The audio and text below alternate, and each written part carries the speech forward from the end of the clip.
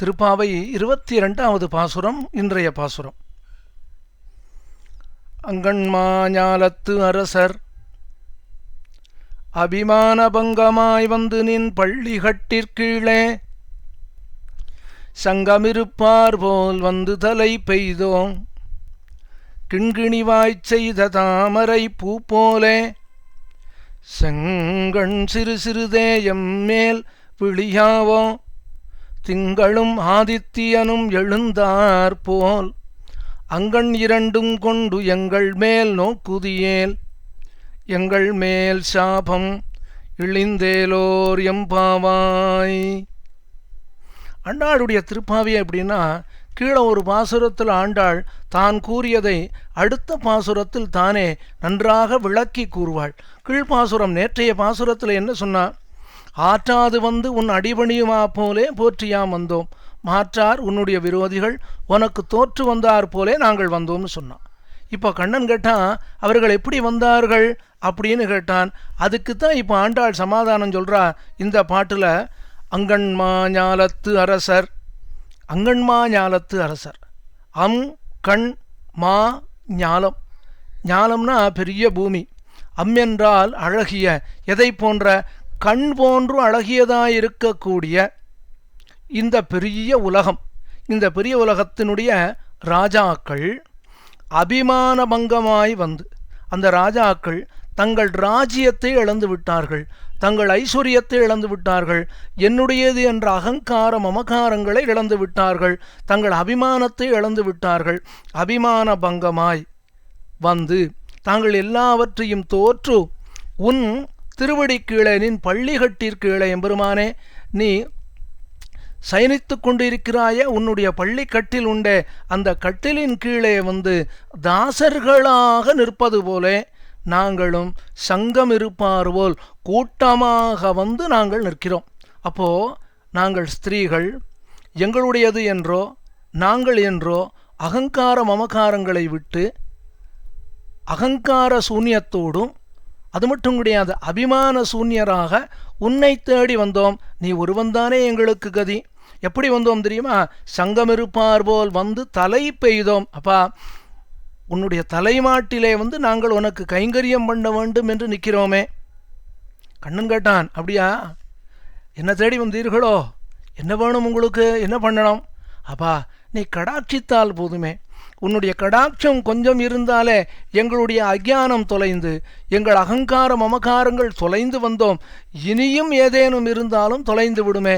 உன்னுடைய கடாட்சம் எங்களுக்கு போதுமே. கிங்கிணி வாய்ச் செய்த தாமரை பூ போலே செங்கண் சிறு சிறுதே எம்மேல் விழியாவோ. கண்ணா, உன்னுடைய கடாட்சம் எங்களுக்கு கிடைக்கணும்னா. அப்படியா? என்னுடைய கடாட்சம் அவ்வளவு பண்ணுமோன்னா? கண்ணா, உனக்கு 2 கண்கள் உண்டு. ஒரு கண் சூரியனைப் போலே, ஒரு கண் சந்திரனைப் போலே.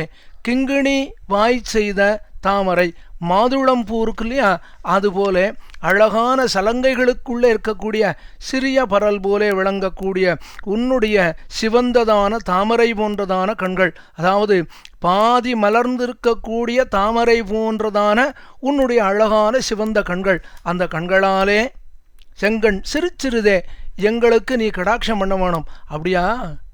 எப்படி பண்ணணும் நான்? அப்பா, உன்னுடைய கடாட்சம் லவலேசம் கொஞ்சம் கிடைத்தாலே எங்களுக்கு போதுமே. அப்போ கண்ணன் கேட்டான், எப்படி கடாட்சம் வேணும் நான்? கிங்கிணி வாய்ச் செய்த தாமரை பூ போலே செங்கண் சிறு சிறுதே எம்மேல் விழியாவோ. கண்ணானுடைய கடாட்சம் போதும். கண்ணன் கேட்டான், அந்த கடாட்சம் எப்படி இருக்கணும்? திங்களும் ஆதித்தியனும் எழுந்தார் போல், ஒரே சமயத்தில் சூரியனும் உதித்து ஒரே சமயத்தில் சந்திரனும் உதித்தால் எப்படி இருக்குமோ அப்படி இருக்கும்னா. எதற்காக நீங்கள் இப்படி கேட்கிறீர்கள் அப்படின்னு கண்ணன் சொன்னான். உடனே ஆண்டாள் சொன்னா, ஆதித்யனை போலே நீ விழித்தால் எங்கள் பாவங்கள் விலகிவிடும். சூரியனைப் போலே நீ எங்களை பார்த்தால் எங்களுடைய அஜ்ஞானம் தொலைந்து விடும். அஜ்ஞானம் என்பது இருள். இருள் எப்படி விலகும்? சூரியனுடைய கிரணங்கள் உண்டானால் இருள் விலகும். அதே போல உன்னுடைய கடாட்சம் உண்டானால் எங்கள் அஜ்ஞானம் விலகும். சரி, அது போதுமோ? இல்லை, அஜ்ஞானம் தொலைந்து ஞானம் உண்டாக வேண்டுமே. அதற்கு என்ன செய்ய வேண்டும்? மற்றொரு கண்ணாலே. அந்த கண் எதை போல என்னால் அழகான தாமரை போன்றதான அழகான கண். அந்த கண்களை கொண்டு எங்களை நீ கடாட்சிக்க வேண்டும். அங்கண் 2 கொண்டு, அங்கண் அப்படின்னா பாசுர ஆரம்பத்திலையும் ஒரு அங்கண் அப்படின்னு இருக்கு.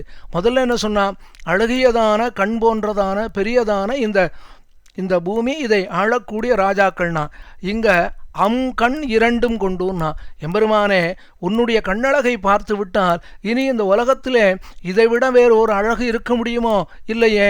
அழகான சிவந்ததான தாமரை போன்றதான உன்னுடைய கண்களாலே எங்கள் மேல் நோக்குதியல், நீ ஒன்றும் பண்ண வேண்டாம், எங்களை பார்த்தாலே போதும். அப்படியா?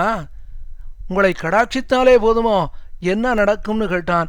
இப்போதான் ஆண்டாள் சொன்னா, அந்த ராஜாக்கள் உன் காலடியிலே வந்து தோற்று வீழ்ந்தார்கள், அவர்களை நீ கடாட்சித்தாய், அவர்களுக்கு ராஜ்யம் கொடுத்தாய், எங்களுக்கு நீ ராஜ்யம் எதுவும் கொடுக்க வேண்டாம். அப்போ உங்களுக்கு என்ன வேணும்? எம்பெருமானே, உன்னை குறித்து நோன்பு நோற்க வேண்டும் என்று நாங்கள் வந்தோமே, நோன்பு நோற்பதற்கு தடையாக எது எது உண்டோ அதை நீ விளக்க வேண்டும். கண்ணன் கீதையில சொன்னான் இல்லையா, சர்வதர்மான் பரித்யஜ்ய மாமேகம் சரணம் ரஜா அகந்த்வா சர்வ பாபேபியகா. ஹே அர்ஜுனா, கவலைப்படாதடா, உன்னுடைய பாவங்கள் அத்தனையும் நான் போக்குறேன்னு அர்ஜுனனுக்கு சொன்னானே, அதே போல இங்கு ஆண்டாள் பிரார்த்தித்தாள், எங்கள் மேல் சாபம், உன்னை அனுபவிப்பதற்கோ உனக்கு கைங்கரியம் பண்ணுவதற்கோ தடையாக இருக்கக்கூடிய எங்களுக்கு உண்டான சாபங்களெல்லாம் உன்னுடைய கடாட்சத்தினாலே போய்விடுமே. ஆகவே எம்பெருமானே, உன்னுடைய கண்களை கொண்டு எங்களை கடாட்சிக்க வேண்டும் என்று இந்த பாசுரத்திலே ஆண்டாள் தெரிவிக்கிறாள்.